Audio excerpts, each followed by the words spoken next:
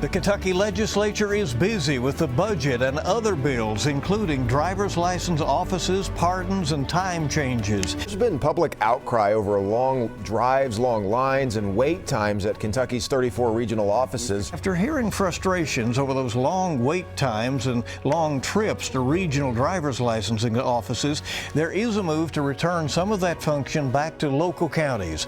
Senator Aaron Reed filed what is designated Senate Bill 7. Kentucky deserves a government that solves problems, not one that explains them away. Senate Bill 7 is about restoring trust, restoring convenience, and restoring local control. Senate Bill 7 passed the Senate today and will now head to the House for consideration there. The measure is seen as a course correction. More on this popular proposal in tonight's legislative update. Lawmakers on both sides of the aisle say they've heard from Kentuckians that the current regional licensing office system isn't working for them. Constituents say the long lines and long drives are especially hard for those in rural areas. Senate Bill 7 aims to alleviate those problems by bringing license renewals back to county offices. Across Kentucky, our constituents have told us clearly that the current system for driver's license services is not working. The role of the Beshear administration came up on the floor during discussion. This governor has the power right now to fix this without any legislation. Now, I can say that without fear of challenge. They can fix it right now. Bottom line. This is an attempt by the General Assembly fix something that is the administration's job through the Transportation Cabinet. Senator Jimmy Higdon helped to work on this bill, but he expects that the issue of access to the regional offices will extend past this session. Senate Bill 43 from last year made it legal for third-party companies like AAA to renew licenses, but it still hasn't started in practice yet. Even when we pass it, based on this bill we passed last year, the big problem is it will probably be addressed, believe it or not, less than a year from now. The filing deadline will have come and gone for the governor's race. I have a feeling that this issue will be a big topic. The bill has a large amount of support, with 28 co-sponsors, including Democratic leader Senator Gerald Neal.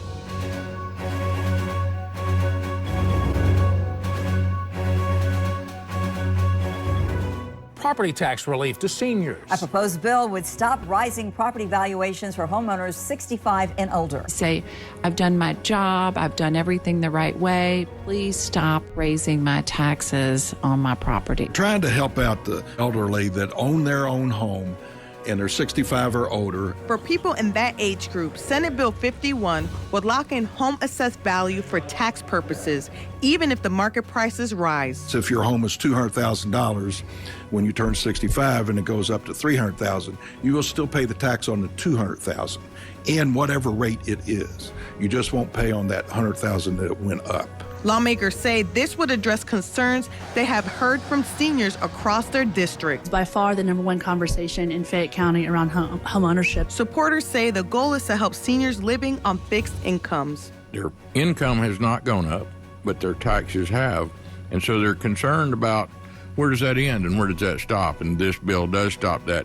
One policy idea also wants to encourage homeowners to build a safe room for storms. Meredith is proposing Senate Bill 11. It would provide people with storm shelters that would sit on their own properties.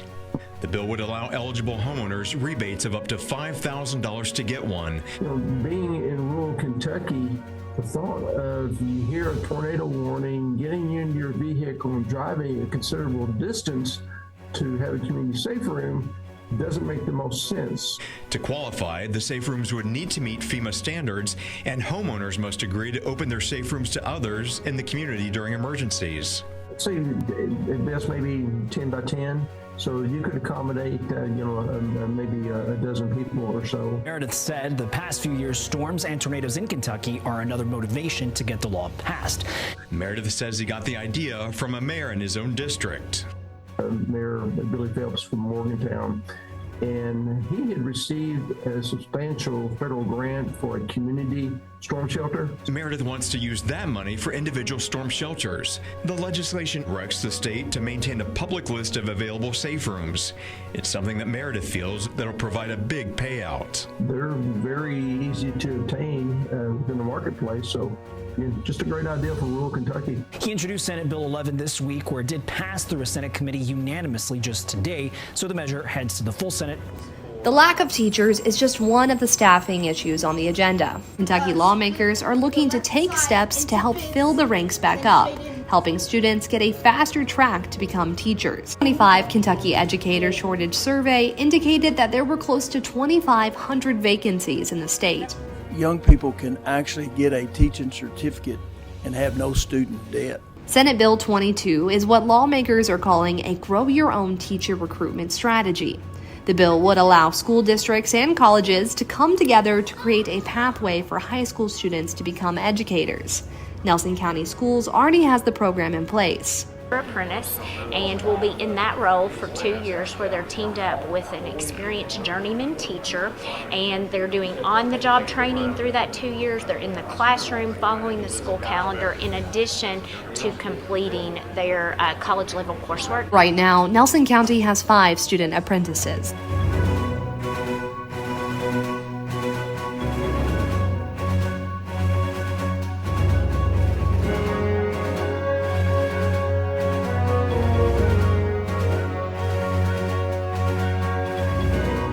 With the committee also looking to help ease the strain of bus driver shortages. Senate Bill 46 would allow school districts to use non-school bus passenger vehicles that seat 10 people to transport students. We'll be back on the road, saving districts thousands of dollars in fuel, and getting our students some smaller numbers that may be participating in beta clubs or archery clubs or bowling teams, and to and from their events in a safe manner. Many Kentucky teachers face violence in their classroom. Data from the Kentucky Department of Education shows that since 2021, there have been 25,000 incidents of violence against Kentucky teachers. And one lawmaker says enough is enough. He's pushing a bill that would better protect teachers from student violence. Teacher groups tell us that since COVID, on average, there have been 5,000 incidents of violence against teachers each school year. And data from the Kentucky Department of Education backs those numbers up. The jaw-dropping number. Senator Matt Nunn says several teachers have told him that they were scared for their safety at work. He's saying that these violent incidents are simply unacceptable. He believes this bill can make a difference. Senate Bill 101 calls for a year-long expulsion from school if a student physically injures school staff. It also requires all attempted assault on staff to be reported, and it calls for criminal penalties for failure to report these incidents. The bill also allows prosecutors to prosecute students who are 14 or older and charged with felony assault as adults. She said they have no respect for authority and no fear of consequences. And she said, I'm worried. I fear for my safety. Nunn says with these changes, students will face tougher consequences for assaulting teachers. And he hopes this makes teachers feel safer while they're at work. Anybody wants to feel safe when they go to work. I know I do. I think you do. People watching this, I'm sure, want to feel safe when they go to work. The bill also extends protection to all school staff. It covers all school employees. Teachers are the focus because they're often seem to be the brunt of these incidents, but it would cover cafeteria workers, janitors, and anybody that works for the school at a school function on school grounds. Kentucky Education Association tells LEC that they're still looking the bill over, but the group believes any legislation that addresses the safety of teachers and staff is always important. Well, a bill that would highly restrict cell phone use while driving is making its way through the process. Senator Donald Douglas, who is a doctor, says he spent too many nights putting people back together, as he puts it, who were seriously injured by distracted driving. As a practicing physician for the last 40 years, I really appreciate what you're bringing here. I've spent a lot of nights in the operating room helping to put people back together who were distracted and who ended up in the operating room. And I want you to know I really got tired of seeing our sons and daughters in the emergency room, in the operating room, because of the distraction. So I appreciate it for that account. It just primarily says that you can't have a phone in your hand while you're driving. Senate Bill 28, and it's a priority for Senator Jimmy Higdon, who is the Republican chair of the Senate Transportation Committee, and this will be his final session as he is not seeking re-election. It's about 30 states in the country have a version of a hands-free law. He said this one is not as restrictive as those, but all surrounding states here in Kentucky have a version of this. Higdon basically sees this as legacy legislation for him. He retires at the end of the year. Yes, when he brought this to committee, he brought a Louisville mother with him whose daughter died in a car crash as a result of a distracted driver. Anytime I see in the news a head-on collision or a road departure, I had to think that driver could have been distracted because they had a phone to their ear. The bill was filed in memory of 2-year-old Kimberly Burns. Her mom is still devastated. It's pretty graphic and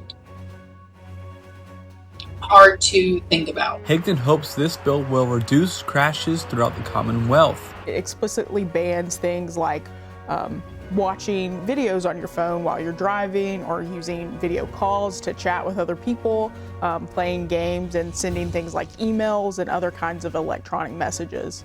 Senator Higdon said this is in line with what we're seeing in other states. So I think he's really put in the work to be personally invested in this, and I think we'll see other lawmakers join on with this legislation as well. Immigration is a hot-button issue in the country right now. Immigration customs enforcement officers remain strong in cities across the United States. Legislators in Kentucky are proposing a bill that would require law enforcement agencies throughout the state to enter into formal agreements with ICE. At least 2 bills call for state police to work with ICE. Some Republican lawmakers say ICE agents could use some help in removing people that they say are dangerous from the state and country. I think a response on the local level to assist our federal partners in enforcing these laws. The proposed bill would require KSP and local law enforcement agencies to enter into formal agreements with ICE under the federal 287G program. It has multiple co-sponsors. We need to get some of these hardened criminals that flooded over the border during the Biden administration out of the country. Senator Philip Wheeler of Pikeville says this bill is about safety for everyone, from law enforcement and ICE agents to the general public. It makes it a whole lot safer for that individual,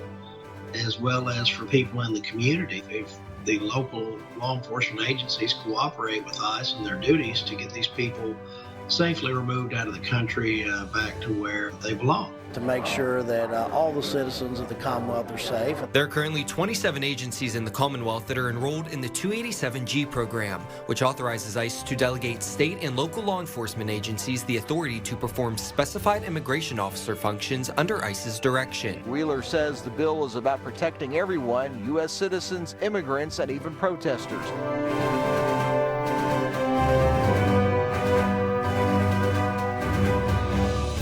Kentucky lawmaker hopes this is the year voters will decide whether to put new guardrails on the governor's pardon power. Mindset of Kenton County Senator Chris McDaniel, who's bringing a very familiar proposal back to the Senate this session. There are some of you on this committee who have now voted for this bill 7 different times. The bill proposes a constitutional amendment to prohibit the governor's pardon power 60 days prior to an election, all the way to swearing in. McDaniel's bill was unanimously supported. Senator Chris McDaniel has championed that bill before, and he's pushing it again.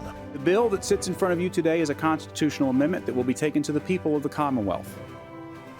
That constitutional amendment merely says that for 60 days leading up to a gubernatorial election, and then from the time of the election until the swearing in of either a successive governor or a new governor, the pardon power is not in place. 2 or 3 members, right? It says that the chamber as a whole is really committed to this. If Senate Bill 10 passes both chambers, it would not require the governor's signature, instead going to voters for them to decide on the ballot in November. At the state capitol in Frankfort, Bodie Brooks, Fox. Years, but last year was the first year we changed from 30 to 60 days. This was a suggestion that came from members in the House because of early voting.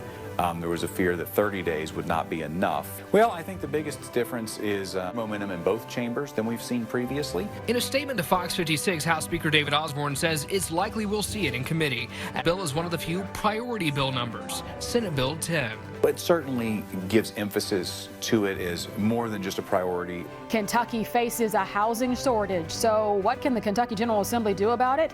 State lawmakers and housing advocates met at the state capitol for a groundbreaking, announcing priorities for the 2026 session. We need to make housing more available. We need to make housing more affordable. And we're going to try to do that work for you this year in the legislature. There are several bills, there are several budget requests that have already been made to make sure that we have funds in the affordable housing funding mechanism in our state. The reality is that housing works. Housing provides shelter, it provides stability, it provides a foundation stone that people can build their lives upon. And so we are incredibly grateful for the amount of work that the Kentucky General Assembly has put in over the last 2 years with the Kentucky Housing Task Force. It always intrigues me about how, oh, this is going to happen or that's going to happen. But then when you actually see the proof of what happens, it contradicts what people are saying.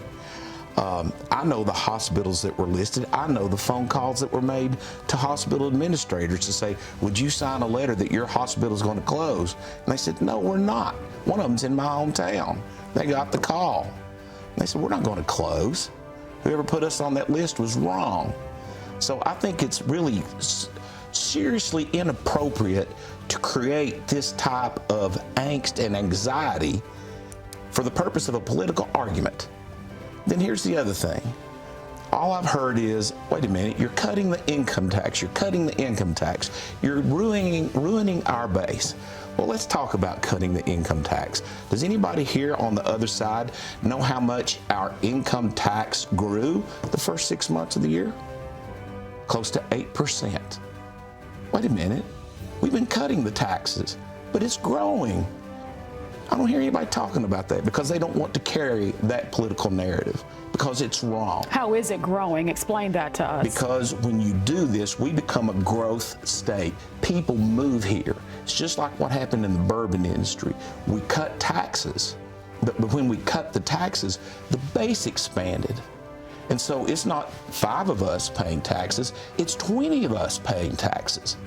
We don't risk putting an individual at any greater tax liability because we bring more people into work. And if you want to address a lot of the social ills and woes, give people economic opportunity. They're less likely to get into drugs. They're less likely to do something wrong. They're more likely to take care of their families. That's the way you cure a lot of these things.